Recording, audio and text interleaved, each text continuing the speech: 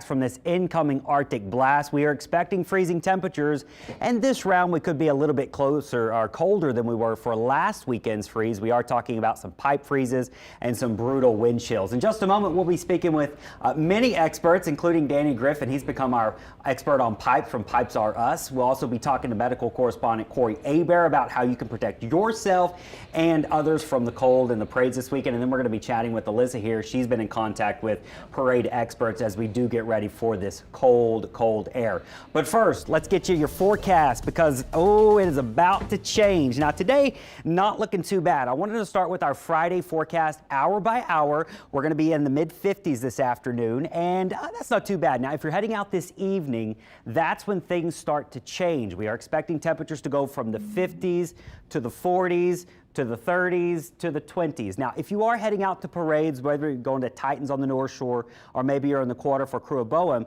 we are expecting those really chilly winds to kick in during the evening during the parade. So even though that doesn't look that bad, the winds are going to start to blow 15 to 25 miles an hour, and that is going to add a chill to the air. How much of a chill? Let me show you the wind chill forecast, because here's tonight at 7 p.m. It's not terrible, but it's getting chillier by the minute and by the hour. Here we are at 9 and 10 o'clock. We start to see wind chills in the 30s and the 30s on both sides of the lake. Fast forward into the midnight hour. Maybe you're out late tonight. We'll start to feel like the 20s on the North Shore, the low 30s on the South Shore. It gets worse as we head into Saturday morning. And I do think this is when we're probably going to be at our lowest wind chill out of the entire event, anywhere from 5 to 15 degrees on average. So you wake up Saturday morning with most of us feeling like the teens, but a couple spots could feel like the single digits. Remember, this is the wind chill, what the air feels like with that wind blowing. And then as we head into Saturday afternoon, the problem is we're just not warming up as we go through the day. So wind chills are still going to be in the upper teens and the low 20s. This is in the heart of your Saturday with at least some sunshine trying to peek through. Fast forward into Saturday night. This is when we're out at Poseidon, or maybe we're out at Crew de Vue in the quarter. It could feel as low as 18 degrees while the parade's rolling on the North Shore. It could feel like 20 degrees in New Orleans. So this is why it really is important that you bundle up. And here in just a moment, we're going to talk with Dr. Hebert on how you can make sure you are staying safe out in these cold temperatures. Because, well, if you're from down here, you're just simply not used to this type of cold. Now let's talk about what the actual air temperature will be. This is what your pipes feel, not necessarily what you're feeling, but what your pipes are feeling, and what water freezes at is 32 degrees. So Saturday morning, I've got us in the upper 20s and low 30s in the city. I'm not tremendously concerned with a pipe freeze on the South Shore Saturday morning. I'm not sure we're going to be cold enough long enough to actually see pipe issues. Now, North Shore will have a better opportunity of seeing that pipe freeze, not only Saturday morning, but certainly Sunday morning. And I think Sunday morning is maybe when we have a slightly better chance of some pipe issues on the South Shore. So we always like to do the precautions here. Certainly people, pets, and plants. Pipes, though, are going to be something to watch for Friday night tonight and into Saturday night. Saturday night's the bigger one. So here's what we're looking at with a more specific timeline for that freeze. Let's start with the North Shore.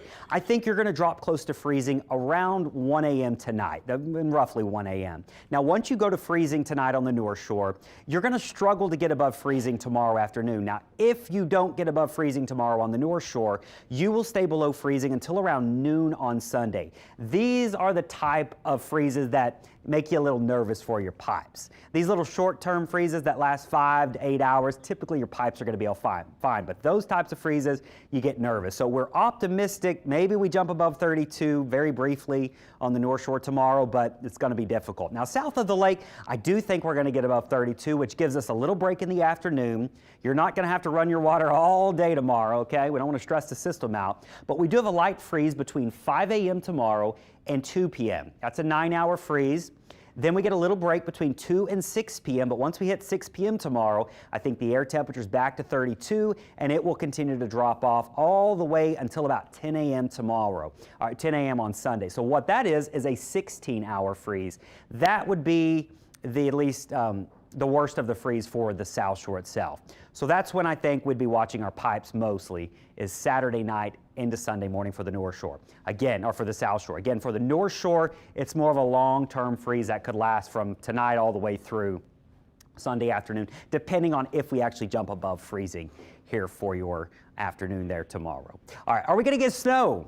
Oh, I wouldn't get excited about it. All right, here's the deal. I think a lot of the snow is going to fall in the Carolinas. In fact, this could end up being a major winter storm for North Carolina. The Outer Banks area and up towards Norfolk there, they could have blizzard conditions. This could really be a big winter storm. Now for us, I did put in around a 10 to 20% chance of a snow flurry. And before you get excited, I don't expect accumulation. I don't expect travel impacts, but we could have a couple little snow showers around the region here Saturday morning. It just doesn't look like much. What's interesting is parts of Florida may actually get snow. And we're not talking about the Panhandle. Tampa could get a rare event called Gulf effect snow. It's essentially lake effect snow, but it happens with cold water running over cold air running over the warm waters of the Gulf. So we'll put in a little chance of snow for Tampa here for Saturday.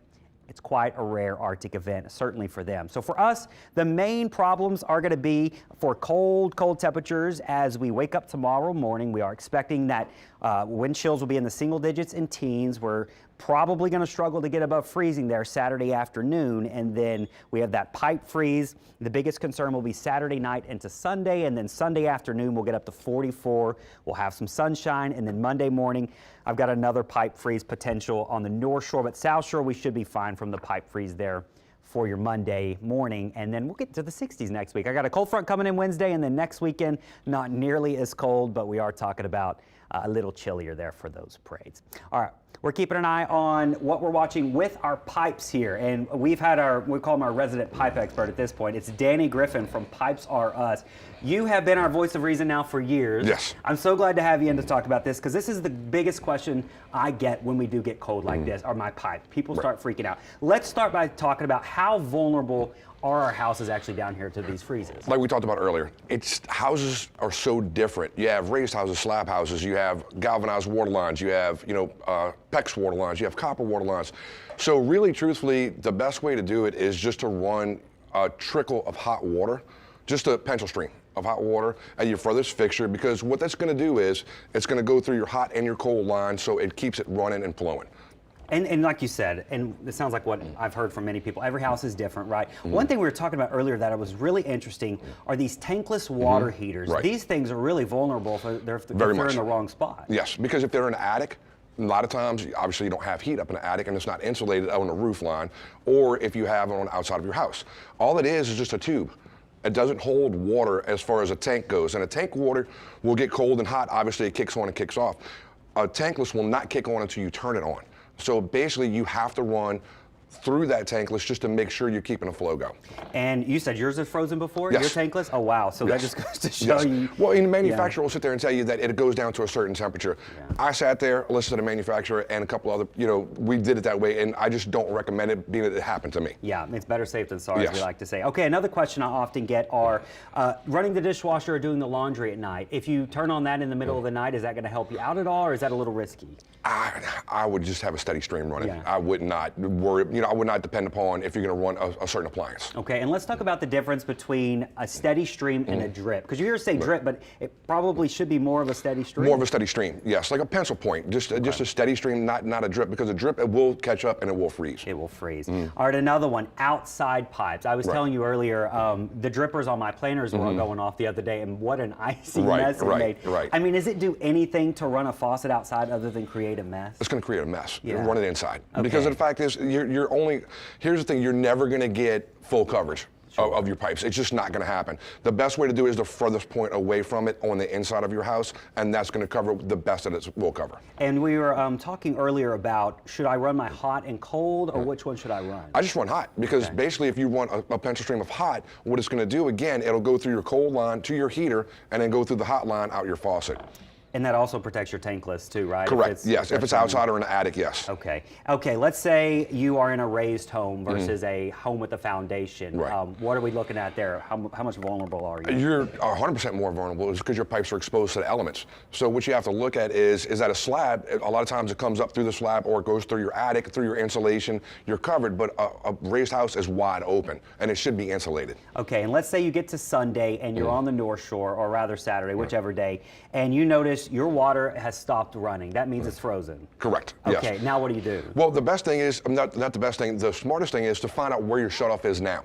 So you need to be able to know where to shut your house off. And yes, you can shut off with a meter, but you need a water key to shut it off. Mainly plumbers have those. You can get them at Home Depot, but the best place is where you can shut it off by hand at your house. And you're not going to know where that break is until it melts? Until it melts, that's it. Oh my gosh. And then what do you do? Okay, so let's say the water's turned off. Right. You know your pipes were frozen. You don't know if it busted though, so how do you know? You turn it back on and you Once see you turn it back on, and if the meter's running or if you can hear it, that's the only way you're going to be able to tell. And then that's when you call a plumber. A plumber. Yes. Okay, and that's what you do. And another thing too on that one is that if you have a raised house, you can look underneath the raised house, but if not, the best way is just to hear. Sure.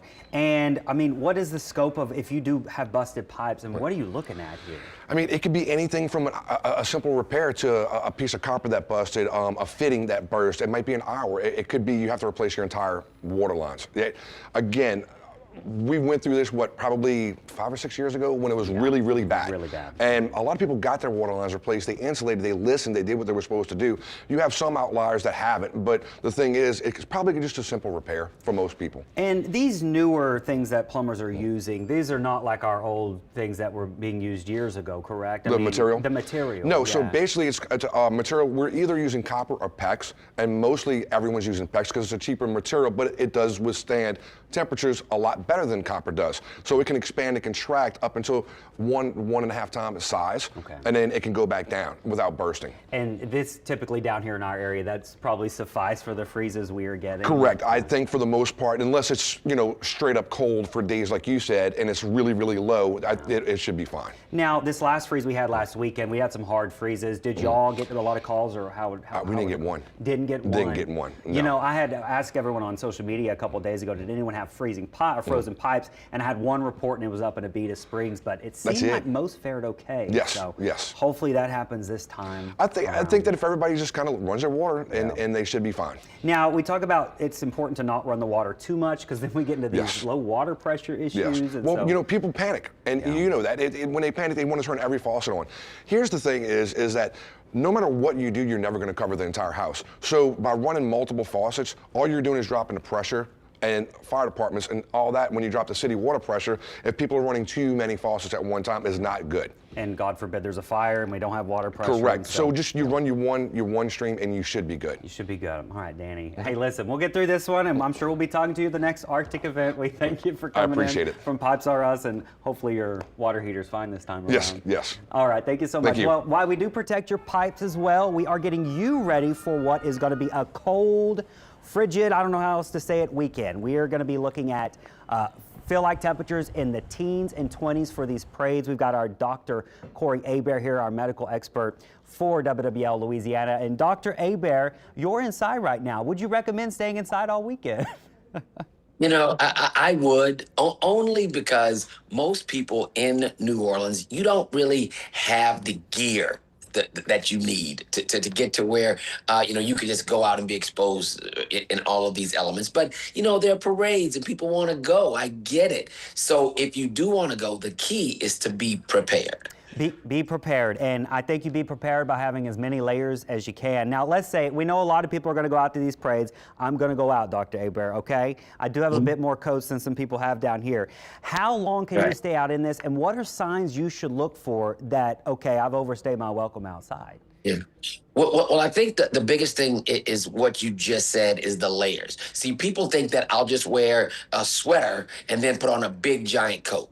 We don't want to do that. I mean, if you had to do that and you had nothing else, that's one thing. But what you want to do is put on multiple layers. You want 4 to 5 thin layers so that you can either add or take the layers off if you start to get too warm inside when you're just kind of taking a break. Because what happens is you want to insulate yourself and then put on the heavy coat. See, the problem that people are going to have is that New Orleans, we like to go to the parades, but we don't like to go to the parades and hydrate.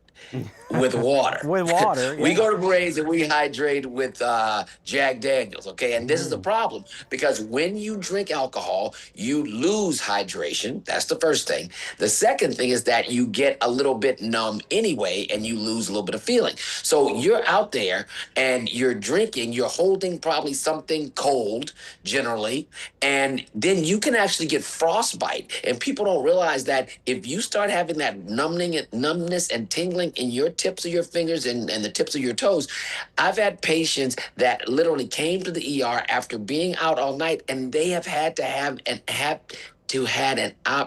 amputation Oh, because they were exposed for multiple hours holding something cold, and then their fingers and toes got to tingling, but they kept going. Then they got numb. So when they got numb, they said, "Oh, I guess it'll be okay." No, that's when the danger is. So what we don't want you to do if you feel that is to go and put your hands or your feet in hot things. We want you to gradually warm them up, and if in a few well, we'll say a couple of hours, really, we don't want to go any further than that. If they haven't really returned to how they feel normally, then you need to seek some help. So I would actually say that, 3 or 4 hours, 5 to 6 hours, if you are appropriately dressed. And that means having real clothing, like, down coats and fleece and base layers and all that kind of stuff. I mean, you got to have this when you go out there. Yeah, you're right. Okay, let's talk about the vulnerability of some people and like specific ages. I mean, people want to take their kiddos out to these things. At what point is someone too young to go out to these parades and be this cold?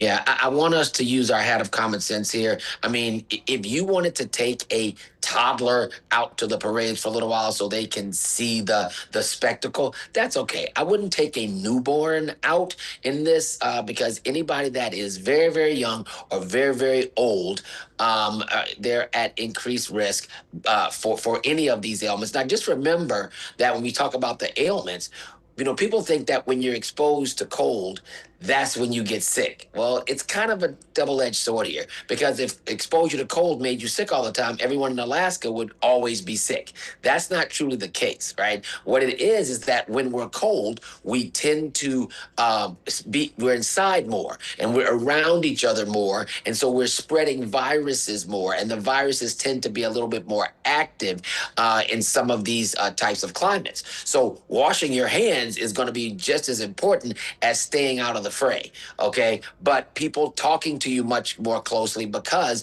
they're cold, huddling in these masses so people can maintain warmth. That's why you get really sick. Now, there are some studies to show that if you are exposed to extreme temperatures for a longer period of time, your immune system does go down a tad bit, but that is an outlier. Really, what's happening is that we are interacting closely, not washing our hands, and being more susceptible to those viruses in those closed areas. So the elderly and babies that are, not toddlers, they really shouldn't be out there at all. Yeah, and there's a reason we're all sick after Mardi Gras, it seems, so we're all so close together. Any last pleas for people, Dr. Hebert, on what they should do this weekend? Yeah, a couple of things, please.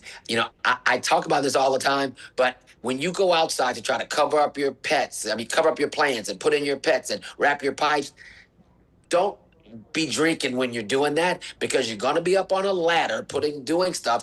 I literally almost fell off a ladder. I wasn't even drinking and I was trying to cover up one of the plants. So be very careful. Accidents are a big problem. If you're using any type of space heater, carbon monoxide detectors, this is a great time to go and check all of your carbon monoxide detectors to make sure that they're okay. Do not use any generators or anything like that inside of your home. Somebody's going to have an issue with this. And also, do not use a fireplace that you haven't used in a very long time. Make sure the flue is open, because you're going to get these fumes in your house, and it's going to be uncomfortable, or it could be deadly. So this kind of stuff is, if you do all your check boxes, you should be fine. But if you miss one, you could have a problem. Yeah, these are big things, and that's great advice. I just changed my batteries in my carbon monoxide detectors, Dr. Hebert. So I hope everyone has a great weekend, a safe weekend. We thank you so much for joining us from the coziness of wherever you are. Yeah, we'll be out there. I'll see you out there. I'll be out there for a bit. Okay, sure you will. All right, well, thank you so much for joining us, Dr. Hebert. All right, and we are getting out to the parades, and we want you to stay warm and safe this weekend. Alyssa Curtis. What a slip. Alyssa Curtis here. She has been our kind of correspondent talking to all these parade organizers. And what are they feeling right now with this weekend? So the only parade that is seeing any changes at all is the Crew of Bilge. They're moving from Saturday to February 28th. That's the only parade that's changing. Everything else is staying as planned. And we should say the Crew of Bilge is on water. And I've got gale warnings in effect this weekend, so there's not anybody going to be on the water. But okay, so down here on the South Shore, tonight rather, we've got Crew of Titans rolling in. Well, Crew of Titans is on in Slidell, North Shore. In Slidell, So they are rolling at 6:30 tonight. They're set to roll. They think that they're going to be off the parade route by about early enough that it's not going to be so freezing, so they're going to be good to go. I feel good about Titans tonight, and the one happening in the quarter, Crew of Boems too. Now tomorrow is the issue, and once we get towards the parading hours, it seems like no one's moved times. No. Because I don't know that there's going to be a big difference between rolling at 4 p.m. and 6 p.m. here. Wind chill is still going to be like 20 degrees at that time. Yeah, so some of the North Shore parades were considering moving times a little bit earlier to see maybe will the sunlight help a little bit. Like you mentioned, probably not much, but it's not so simple as, hey, let's change the time, everyone come 2 hours early. They have so many facets that they need to get together. They have the law enforcement presence.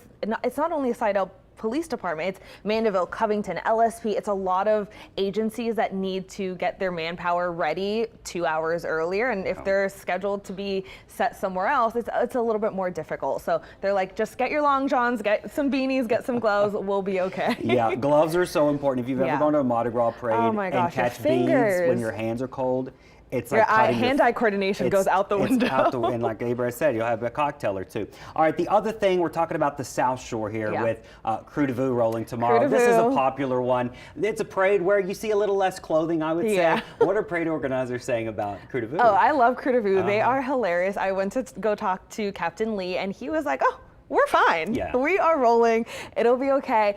I think the other thing, too, we have to take in consideration, this time of year, there's always some sort of weather event that impacts these parades. So they're like, we've rolled in rain, we've rolled in cold, like we're okay. They did tell me that some of the more risque costumes may not be as risque tonight or tomorrow. They're going to be putting on, some coats. They'll be all right. They'll be out there rolling. And we want to remind you too, the parade route is different for Crew de Vue because of the construction going on in the quarter. It's going up some roads that it's probably never gone up before. And so don't definitely forget the check our app for sure. Our app will be a good resource. Well, any other updates from crews this weekend? It sounds like everything's just rolling as normal. I think they're good. I know a lot of the riders are just going to have some extra layers on as always, but they also say, if you do go out because the parade route might be seeing less people because of the cold, you might get some better throws. Definitely go out. You might get some more signature throws, some good stuff out there. Yeah, I'm looking forward to it. I know I'll be out there. We'll be bundled up here, and I know a lot of you will be out there as well. It'll be fun. It'll be fun. Well, thanks so much for joining me here. Of course. It's been a great discussion talking about getting ready for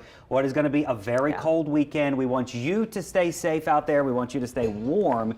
And please don't stress about your pipes. Just do all the right things here as we do get you ready.